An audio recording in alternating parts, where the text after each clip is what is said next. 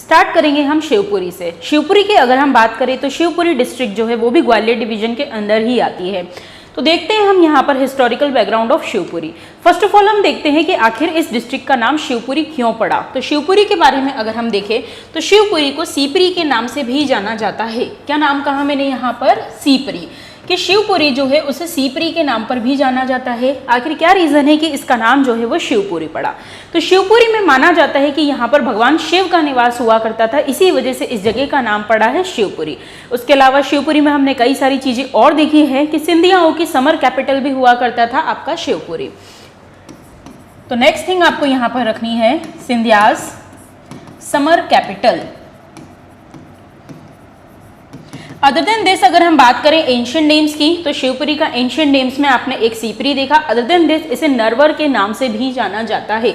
नरवर नाम की एक पर्टिकुलर जगह आती है जो कि शिवपुरी में मौजूद है, इस वजह से शिवपुरी का एक एंशिएंट नाम नरवर भी है। इसके अलावा अगर हम देखें शिवपुरी में बहने वाली मेन रिवर्स कौन सी है तो यहाँ पर आपको सिंध, कुमारी और मनहारी रिवर जो है वो देखने को मिलेगी। पार्वती रिवर भी जो है वो शिवपुरी से ही फ्लो करती है। कुछ फेमस डैम्स हैं यहाँ पर like Mohini Sagar and Atal Sagar dam जो कि आपको सिंध नदी पर लोकेटेड देखने को मिलेंगे। तो this is all about the historical background of Shivpuri. अब आगे बढ़ते हैं आखिर यहाँ से कौन कौन सी फेमस पर्सनैलिटीज है। तो फर्स्ट नाम जैसे कि हम प्रीवियसली भी डील कर चुके हैं, तो नेक्स्ट आपको यहाँ पर देखने को मिलेगा तात्या टोपे। तात्या टोपे की अगर हम बात करें तो इनका रियल नेम हुआ करता था रामचंद्र पांडुरंग। इसके अलावा इनका बर्थ जो है वो आपको 1814 के अंदर महाराष्ट्र के अंदर पटोदा डिस्ट्रिक्ट के येवला विलेज में देखने को मिलेगा। बट ये एक फेमस फ्रीडम फाइटर हुआ करते थे फ्रॉम शिवपुरी, इसीलिए इन्हें हम यहाँ पर याद रखते हैं। तात्या टोपे का क्या योगदान रहा है तो 1857 के रिवॉल्ट के बारे में आप सभी ने सुना है। 1857 के रिवॉल्ट में तात्या टोपे ने यहाँ पर काफी अच्छी तरीके से पार्टिसिपेट किया था along with Rani Lakshmibai and Nana Sahib. Other than this अगर हम बात करें तात्या टोपे की तो ये एक फेमस वॉर टैक्टिक्स में बहुत ही निपुण हुआ करते थे जिसे गनीमी कावा के नाम से भी जाना जाता है। क्या होता है ये गनीमी कावा? तो ये एक तरीके की गोरिल्ला वॉरफेयर टैक्टिक्स होती है जिसमें छुप छुप कर एक दूसरे पे गुलेल से अटैक किया जाता है। बाजीराव पेशवा सेकंड जो हुआ करता था उसने तात्या टोपे को एक जैम से भरी हुई टोपी दी थी और इसी वजह से इनका नाम पड़ा था तात्या टोपे। अदर दिन दिस अगर हम बात करें तो तात्या टोपे जो है उन्होंने 1857 के रिवॉल्ट में तो पार्टिसिपेट किया ही, बट एट दी एंड यहाँ पर इन्हें नरवर के राजा मानसिंह के द्वारा बिट्रे किया गया था, धोखा दिया गया था एंड फाइनली यहाँ पर 18 अप्रैल 1859 को तात्या टोपे को शिवपुरी में फांसी की सजा दे दी गई थी। तो शिवपुरी से आपने फर्स्ट फेमस फ्रीडम फाइटर देखे जिनका नाम था तात्या टोपे। अब हम देखते हैं ये सेकंड पर्सन यहाँ पर कौन है। तो सेकंड पर्सन में आपको नाम देखने को मिलेगा कर्नल ढिल्लन। कर्नल ढिल्लन जो है वो भी शिवपुरी को ही बिलोंग करते हैं। अब इनका क्या रोल रहा है तो आपको यहाँ पर देखने को मिलेगा कि आज़ाद हिंद फौज का जब फॉर्मेशन हुआ था, आज़ाद हिंद के फॉर्मेशन में ये एक फाउंडिंग मेंबर के रूप में इन्हें काउंट किया जाता है। इसके अलावा जब रेड फोर्ट ट्रायल चलाया गया था उसमें भी कर्नल ढिल्लन जो है इनका नाम आता है। तो ये शिवपुरी से बिलोंग करते हैं, ये भी एक फेमस फ्रीडम फाइटर हुआ करते थे। कल्चर एंड टूरिज्म की अगर हम बात करें तो शिवपुरी में आपको काफी सारी अच्छी अच्छी विजिटिंग प्लेसेस देखने को मिलेगी, जिसमें फर्स्ट आपको देखने को मिलेगा माधव विलास पैलेस। माधव विलास पैलेस की अगर हम बात करें तो ये पैलेस शिवपुरी के अंदर आता है। ये एक तरीके से आप बोल सकते हो कि इनकी समर कैपिटल के रूप में इसे यूज किया जाता था कि जब भी यहाँ पर गर्मी का मौसम होता था ये लोग यहाँ पर स्टे करने के लिए सिंधियाज वगैरह जो है यहाँ पर रहना पसंद करते थे। इसके अलावा नेक्स्ट आपको यहाँ पर फेमस फोर्ट देखने को मिलेगा जिसे नरवर फोर्ट बोला जाता है। नरवर फोर्ट, नरवर फोर्ट जो कि आप यहाँ पर देख पा रहे हैं ये शिवपुरी में नरवर नाम की जगह पर आता है जिसे नरवर फोर्ट के नाम से भी जाना जाता है। क्या है नरवर फोर्ट की कहानी आखिर? तो हम देखेंगे कि नरवर का फोर्ट जिस चीज के लिए फेमस है वो हुआ करती थी राजा नल और दमयंती की प्रेम कहानी। राजा नल और दमयंती की लव स्टोरी के लिए नरवर के किले को जाना जाता है जो कि शिवपुरी के नरवर नामक स्थान पर मौजूद है। तो देख लेते हैं आखिर उनकी क्या स्टोरी है। तो इनकी जो स्टोरी है उसे महाभारत में बताया जाता है कि एक बार की बात है जब महाभारत में युधिष्ठिर जुआ खेलते खेलते अपना सब कुछ हार चुके थे और थक हार कर फाइनली वो अपने भाइयों के साथ यहाँ पर वनों में जाकर रहने लगे। उस समय एक ऋषि ने उन्हें एक कहानी सुनाई थी जो कि राजा नल और दमयंती की कहानी हुआ करती थी। अभी राजा नल और दमयंती की कहानी क्या थी तो थोड़ा सा हम इसे भी देख लेते हैं। कि बात करें अगर हम राजा नल की तो राजा नल जो है वो निषाद नाम की जगह को बिलोंग करते थे। निषाद जो कि ग्वालियर को भी बोला जाता है, उसके एंशिएंट नेम के रूप में से काउंट किया जाता है। तो राजा नल कहाँ से बिलोंग करते हैं? तो वो बिलोंग करते हैं निषाद, जो कि आता है ग्वालियर में।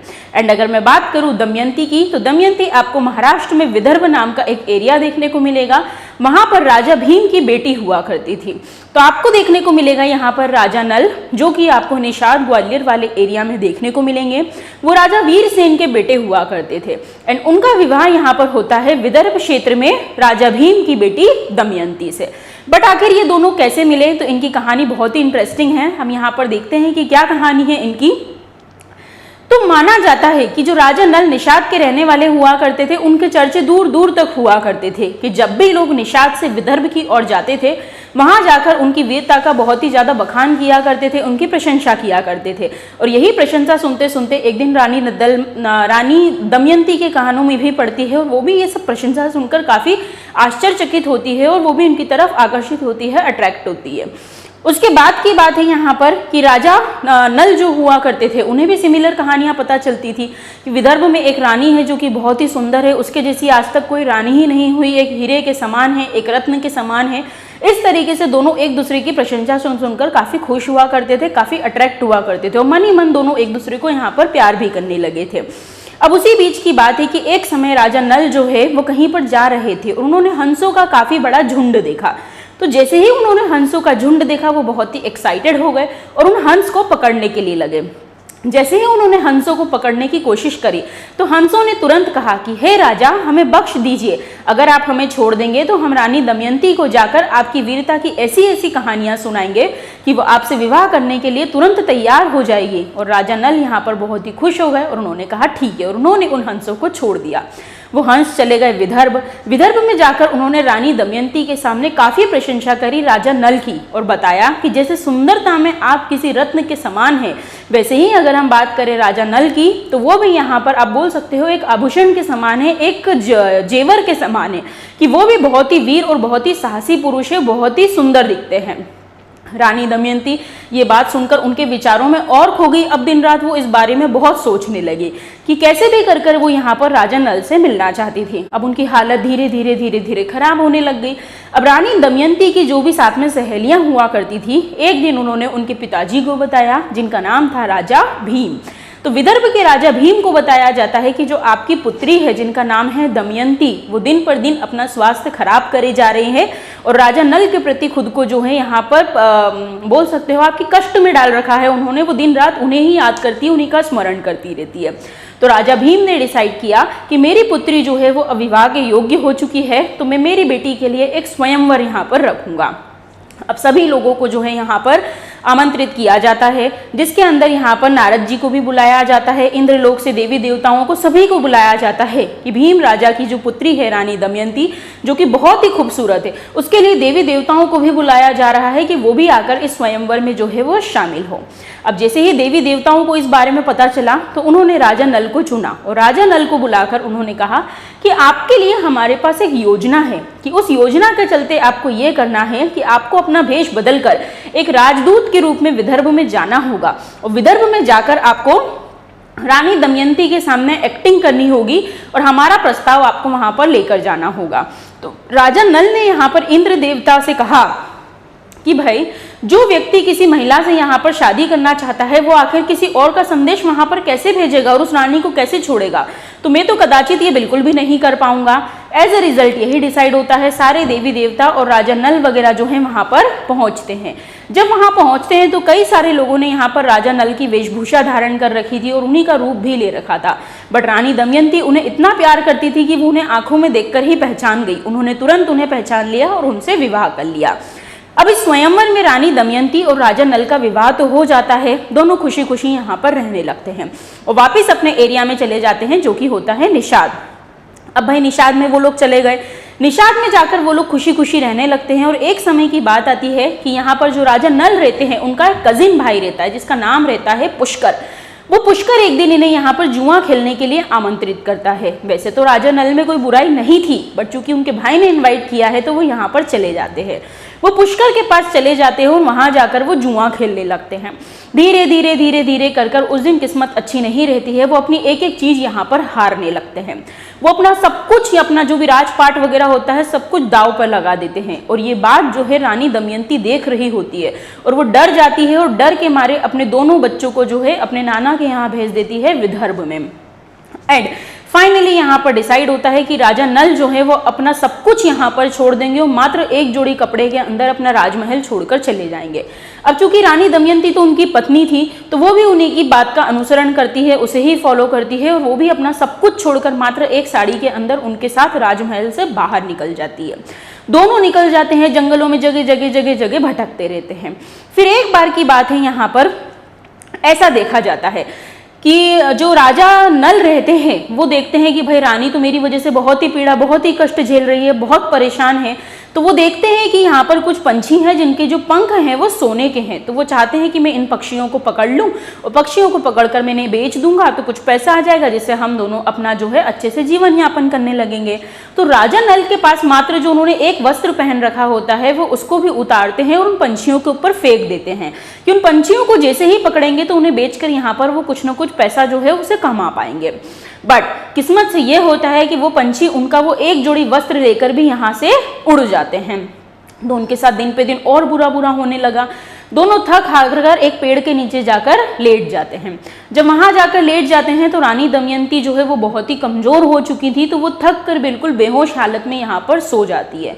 वो थक कर बेहोश हालत में यहाँ पर सो जाती हैं। अब राजा नल जो है उन्हें बहुत दुख होता है कि यार मेरी वजह से मेरी रानी की क्या आज दुर्दशा हो रही है, ये तो बहुत ही गलत बात है। तो उनके पास एक तलवार मौजूद रहती है। वो क्या करते हैं, रानी की जो साड़ी रहती है उसको आधे भाग में बांटते हैं और वो कपड़ा ओढ़ कर वहां से निकल जाते हैं। वो सोचते हैं अगर मैं यहाँ से चला गया तो हो सकता है कि ये मेरे वियोग में दर दर भटकेगी और फाइनली अपने पिता के घर चली जाएगी और एक अच्छा जीवन यहाँ पर जीने लगेगी। अब इस तरीके से जैसे कि इन दोनों का स्वयंवर हुआ था, ये दोनों यहाँ पर अलग हो जाते हैं और एक दूसरे से अलग होकर बहुत ही दुखी रहते हैं। बट अभी मैंने आपको बताया कि रानी की हालत तो बहुत ही ज़्यादा खराब थी, तो रानी दमयंती जिनकी हालत बहुत ही ज़्यादा खराब रहती है, जब उन्हें होश आता है तो वो देखती हैं कि उनके पास में एक व्यक्ति बैठा होता है। वो व्यक्ति जो है उसको उनको घूरता रहता है। तो रानी दमयंती ये करती हैं कि वो एक अजगर के पास चली जाती हैं और खुद की जान देने की कोशिश करती है। वो अजगर के पास जाकर अपनी जान देने की कोशिश करती है। अजगर उन्हें निगलने वाला होता है। उसी समय वही व्यक्ति जो वहाँ बैठा था वो आता है और उन्हें आकर बचा लेता है। उसने रानी की जान तो बचाई पर किसी और इंटेंशन के साथ बचाई। उसकी रानी के ऊपर गलत नजर हुआ करती थी और ये बात रानी भी समझ गई थी। उसने रानी के साथ यहाँ पर जो है गलत तरीके की एक्टिविटीज करनी चाहिए, बट जैसे ही उसने रानी की ओर अपना कदम बढ़ाया तो रानी दमयंती ने अपने मुंह से एक श्राप दिया कि अगर मैंने राजा नल के अलावा किसी और पुरुष के बारे में कभी चिंतन भी किया हो, एक पल के लिए भी सोचा हो, तो मुझे अभी के अभी मृत्यु आ जाए, वरना ये जो व्यक्ति है वो यहीं के यहीं ध्वस्त हो जाए। और यही होता है कि वो जो व्यक्ति रहता है उसको उसी समय जो है यहाँ पर मृत्यु आ जाती है और वो खत्म हो जाता है। अब रानी जगह जगह भटकती रहती है। भटकने के बाद एक दिन फाइनली वो जो है अपने पिता के घर में पहुंच जाती है।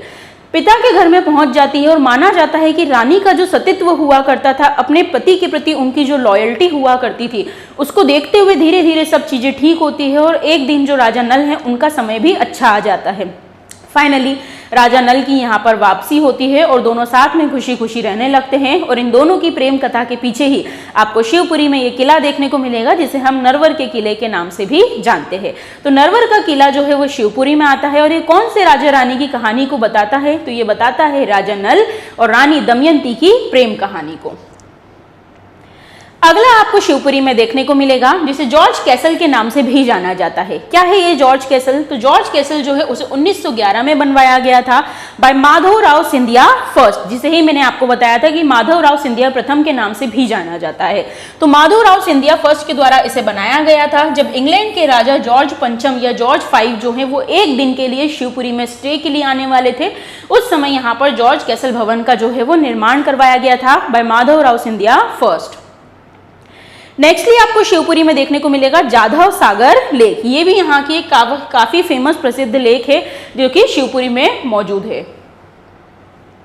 इसके अलावा यहाँ पर कुछ फेमस वाटरफॉल्स आपको देखने को मिलेंगे जिसमें आप देख पा रहे हो सुल्तानगढ़ वाटरफॉल शिवपुरी में आता है एंड बूराकौन वाटरफॉल ये भी आपको शिवपुरी में देखने को मिल जाएगा। इसके अलावा यहाँ पर और क्या चीजें फेमस है, तो यहाँ पर आपको देखने को मिलेगा कि पीर बुधान की मजार आपको यहाँ पर देखने को मिलेगी और इसी वजह से शिवपुरी में एक मेला लगता है जिसे पीर बुधान का मेला भी बोला जाता है। तो शिवपुरी में लगने वाले दो इंपॉर्टेंट फेयर कौन कौन से हैं, तो जिसके अंदर आपने पहला मेला देखा जिसे पीर बुधान का मेला भी बोला जाता है, एंड इसके अलावा यहाँ पर हीरामन बाबा का मेला भी लगता है। तो शिवपुरी में लगने वाले ये दो इंपॉर्टेंट मेले हैं जो कि आपको याद रखने हैं। और क्या इंपॉर्टेंट है शिवपुरी में, तो शिवपुरी में आपको देखने को मिलेगा Madhav national park. Madhav national park जो है वो शिवपुरी में मौजूद है। ये यहाँ पर बाघ, चीतल, तेंदुआ या नील गाय के लिए काफी फेमस है। इसके अलावा अगर हम यहाँ पर देखें तो आपको एक वाइल्ड लाइफ सेंचुरी भी देखने को मिलेगी जिसका नाम है Karera wild life sanctuary. Karera wild life sanctuary जो है उसे 1981 में बनाया गया था। स्पेशली इसके अंदर जिस पर्टिकुलर एनिमल का कंजर्वेशन होता था उसका नाम था ग्रेट इंडियन बस्टर्ड। बट कुछ समय से यहाँ पर देखा गया है कि इनका अच्छे से प्रोटेक्शन नहीं हो पाया है, तो इस पर्टिकुलर सेंचुरी जिसे कंजर्वेशन के पर्पज से बनाया गया था, गवर्नमेंट ने इसे रिसेंट में ही डीनोटिफाई कर दिया है कि यहाँ पे अब जो कंजर्वेशन एक्टिविटी होती थी उसे क्लोज किया जा रहा है। इसके अलावा आपको यहाँ पर देखने को मिलेगा तो ये है आपका सांख्य सागर लेक। सांख्य सागर लेक के बारे में आपने रिसेंट में देखा होगा कि ये जो है हमारे एमपी में शिवपुरी में मौजूद है, एंड इसे रिसेंट में जुलाई 2022 के अंदर रामसर साइट के अंदर इंक्लूड किया गया है। तो अब एमपी से आपको टोटल 4 रामसर साइट देखने को मिलेगी, जिसमें एक शिवपुरी में मौजूद है जिसे हम किस नाम से जानते हैं, तो जिसे हम सांख्य सागर लेक के नाम से जानते हैं। इसके अलावा फर्स्ट जो कि रामसर साइट एमपी से ली गई थी वो कि भोपाल में मौजूद है और उसका नाम है भोजताल।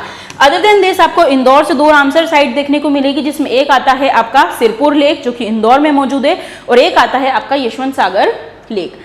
अब ये क्या है भाई, तो आपको याद रखना है कि ग्वालियर के अंदर शिवपुरी के अंदर आपको 2 छतरियां भी देखने को मिलेगी। तो ये 2 छतरियां किसकी इंपॉर्टेंट छतरियां हैं, तो यहाँ पर आपको याद रखना है कि माधवराव सिंधिया की छतरी है, ये माधवराव सिंधिया की छतरी है, एंड अदर देन दिस उनकी मदर जिनका नाम है साख्य राजे सिंधिया। तो माधवराव सिंधिया और साख्य राजे सिंधिया जो है इनकी छतरी आपको कहाँ देखने को मिलेगी, तो वो आपको देखने को मिलेगी शिवपुरी में। ये माधवराव सिंधिया नहीं है, माधवराव सिंधिया है। तो माधवराव सिंधिया और उनकी मदर सांख्य राजे सिंधिया, इन दोनों की छतरी आपको देखने को मिलेगी शिवपुरी में। इसके अलावा कुछ इंपॉर्टेंट फैक्ट्स है शिवपुरी से रिलेटेड देख लेते हैं। तो शिवपुरी को कुछ अन्य नाम से भी जाना जाता है, इसे टूरिस्ट सिटी भी बोला जाता है। यहाँ पर फेमस मेले लगते हैं जिसमें आपने हीराबन बाबा का मेला देखा, उसके अलावा आपने पीर बुधान का मेला देखा जो कि मजार भी यहाँ पर मौजूद है। उसके अलावा यहाँ पर आईबी का ट्रेनिंग सेंटर भी है। भाई ट्रेनिंग सेंटर से रिलेटेड कुछ इंपॉर्टेंट फैक्ट्स पढ़े हमने, जैसे कि अगर हम बात करें पुलिस प्रशिक्षण केंद्र या पुलिस ट्रेनिंग कहाँ दी जाती है, तो वो इंदौर में दी जाती है। उसके अलावा अगर हम बात करें बीएसएफ और सीआरपीएफ का ट्रेनिंग सेंटर कहाँ पर है, तो वो आपके ग्वालियर में मौजूद है। इंटेलिजेंस ब्यूरो का ट्रेनिंग सेंटर आपके शिवपुरी में मौजूद है। और क्या खास बात है शिवपुरी में, तो एरिया वाइज आपको सेकंड लार्जेस्ट डिस्ट्रिक्ट देखने को मिलेगी शिवपुरी। तो फिर फर्स्ट कौन सी है, तो area wise first largest district of MP is Chhindwara. तो छिंदवाड़ा जो है वो सबसे बड़ा एरिया काउंट करता है, एंड सेकंड नंबर पर आता है आपका शिवपुरी। इसके अलावा शिवपुरी के अमोल पाटा में सोलर टेलीफोन एक्सचेंज भी ओपन हुआ है, तो आपको याद रखना है। क्रिकेट एकेडमी भी यहाँ पर बनाई गई है 2016 में। उसके अलावा यहाँ पर एक सेसाई ग्राम है, सेसाई विलेज है, जहाँ पर एक सन टेम्पल सूर्य मंदिर बहुत ही फेमस है। माना जाता है ये प्रतिहार रूलर्स के द्वारा बनवाया गया था और इसकी भी लोकेशन कहाँ पर है, शिवपुरी में। उसके अलावा कत्था फैक्ट्री या फिर कैटेचू फैक्ट्री भी बोला जाता है, ये भी आपको शिवपुरी में देखने को मिलेगी। तो this was all about Shivpuri. Next district हम स्टार्ट करेंगे जिसका नाम है दतिया। दतिया की अगर हम बात करें तो ये भी आपको ग्वालियर डिवीजन में ही देखने को मिलेगी। तो फर्स्ट ऑफ ऑल अगर हम देखें कि दतिया का एंशिएंट नेम क्या हुआ करता था, तो दतिया को दिलीप नगर या दंत नगर के नाम से भी जाना जाता है।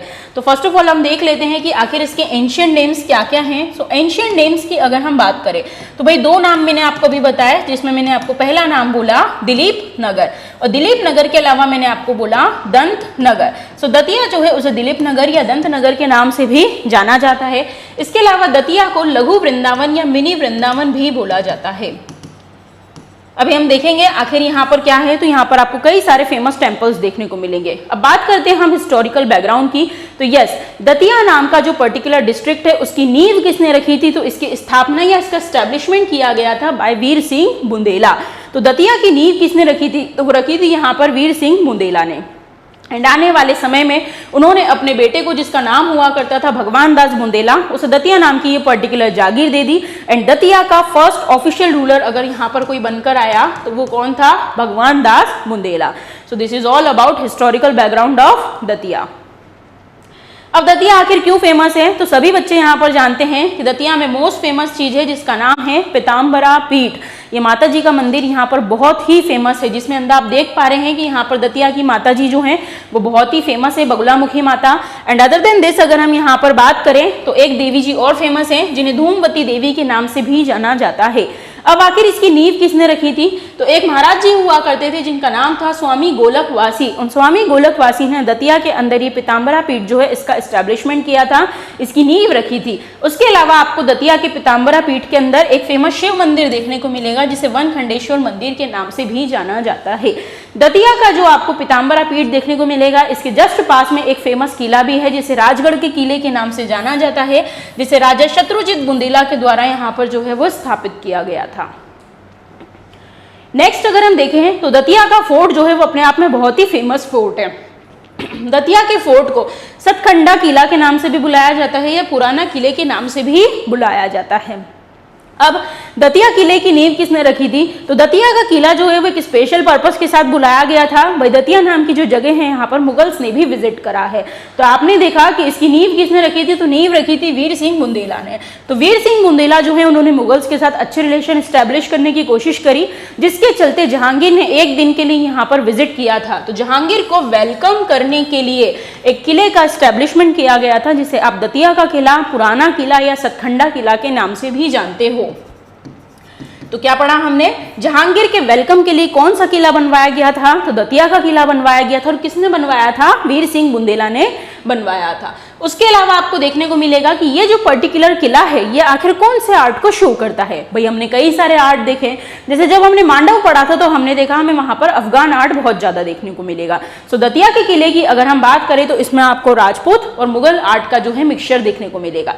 इसके अलावा एक फेमस क्वेश्चन और आता है इस किले से कि वो कौन सा किला है जिसपे लिखा हुआ है कि न्याय मुकुट का हीरा होता है। तो वो जो कोटेशन है वो आपको देखने को मिलेगा दतिया के किले से रिलेटेड है। नेक्स्ट यहाँ पर क्या फेमस है? तो आप देख सकते हैं यहाँ पर आपको रतनगढ़ माता का मंदिर देखने को मिलेगा। दतिया में एक फेमस जगह है जिसे रामपुरवा के नाम से भी जाना जाता है। तो ये रामपुरवा नाम की जो जगह है यहाँ पर आपको एक फेमस टेम्पल देखने को मिलेगा जिसे रतनगढ़ माता का मंदिर के नाम से भी जाना जाता है। उसके अलावा अगर हम देखें तो यहाँ का श्री बालाजी धाम जो है दतिया में उन्नाव में मौजूद है, ये भी काफी फेमस है।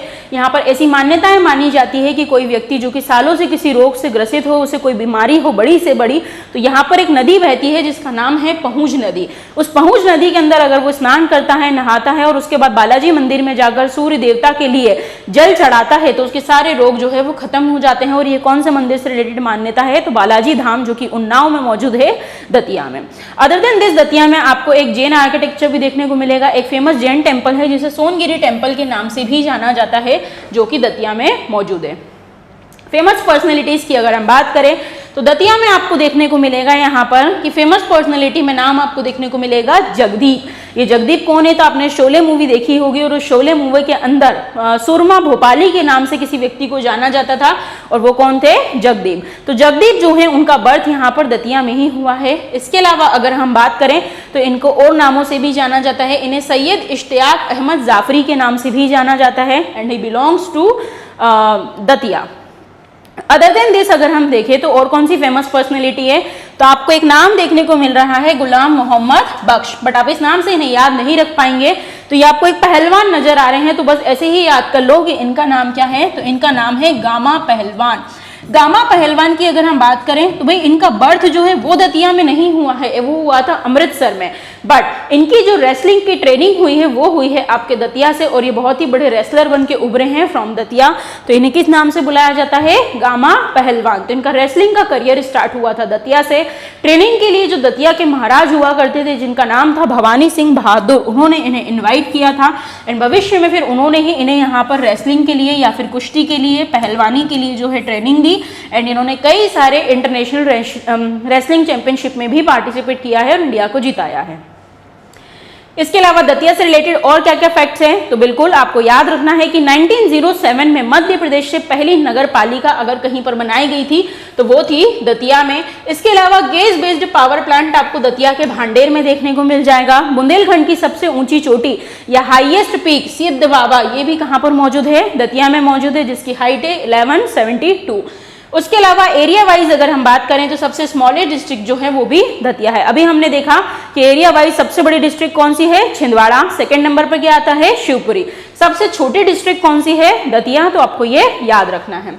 उसके अलावा दतिया से एक फेमस इंस्क्रिप्शन मिला है जिसे गुर्जरा इंस्क्रिप्शन भी कहा जाता है, जिसके बारे में हम प्रीवियसली भी डील कर चुके हैं कि क्या खास है गुर्जरा इंस्क्रिप्शन से रिलेटेड। तो आपको याद रखना है कि गुर्जरा इंस्क्रिप्शन जो है वो कौन से किंग से रिलेटेड है, तो यहाँ पर अशोक से रिलेटेड है। एंड ये एक ऐसा इंस्क्रिप्शन है जिसमें पहली बार अशोक का नाम आपको अशोक नाम से देखने को मिलेगा, अदरवाइज उसके मोस्ट ऑफ द इंस्क्रिप्शन में उसका नाम देव नाम प्रियदर्शी के नाम से रहता है। बट हमारे दतिया में गुर्जरा इंस्क्रिप्शन में उसका नाम आपको अशोक के नाम से देखने को मिलेगा। उसके अलावा दतिया को मिनी वृंदावन के नाम से भी जाना जाता है। तो ये सब चीजें जो हैं हमने यहाँ पर दतिया से रिलेटेड डील करी। Thank you.